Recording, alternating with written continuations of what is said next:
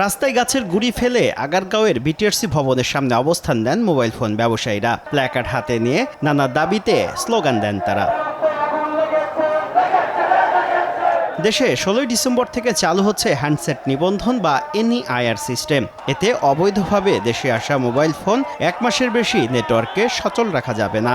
বন্ধ হবে আনঅফিসিয়াল ফোনের ব্যবসা। এমন প্রেক্ষাপটে উদ্বিগ্ন দেশের 25,000 মোবাইল ফোন ব্যবসায়ী। বাংলাদেশে ব্যবসা করবে 8-9 জন মানুষ, আমরা হাজার হাজার লক্ষ লক্ষ মানুষ, আমরা কোথায় যাব বলেন? একটা সুন্দর সমাধান আমরা চাচ্ছি গভর্নমেন্টের পক্ষ থেকে। বিটিআরসির হিসাবে বর্তমানে ব্যবসায়ীদের কাছে ট্যাক্স ফাঁকি দিয়ে আনা প্রায় 50 লাখ হ্যান্ডসেট মজুদ আছে। এসব হ্যান্ডসেট শুল্ক দিয়ে বৈধ করার সুযোগ চান ব্যবসায়ীরা।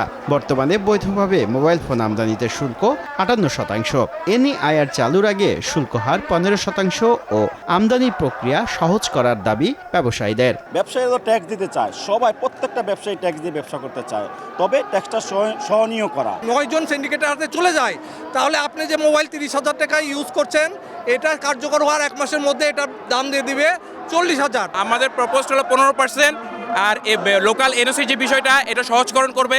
বিক্ষোভের মুখে রোববার বেলা 12টার পর মোবাইল ব্যবসায়ীদের আলোচনার জন্য ডাকে বিটিআরসি। প্রায় 3 ঘন্টার বৈঠক শেষে ব্যবসায়ীরা জানান আলোচনা ফলপ্রসূ হয়নি।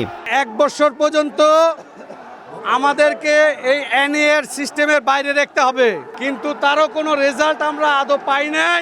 আমরা আশাহত হয়েছি। যদিও ব্যবসায়ীদের বৈধভাবে মোবাইল আমদানির সুযোগ দিতে শুল্ক হার কমাতে এনবিআরকে চিঠি দিয়েছে বিটিআরসি। শুভ খান, সময় সংবাদ, ঢাকা।